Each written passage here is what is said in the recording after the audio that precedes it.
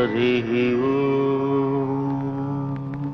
శివ గోవింద గోవింద హరి గోవింద గోవింద.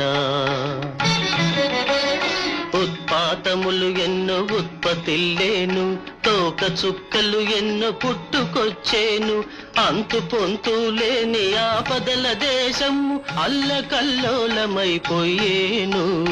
శివ గోవింద గోవింద.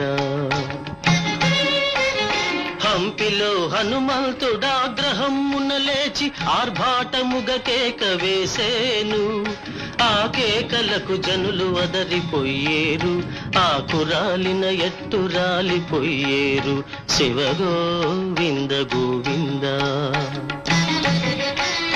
హైదరాబాదును మూసే మహానది వరదతోటి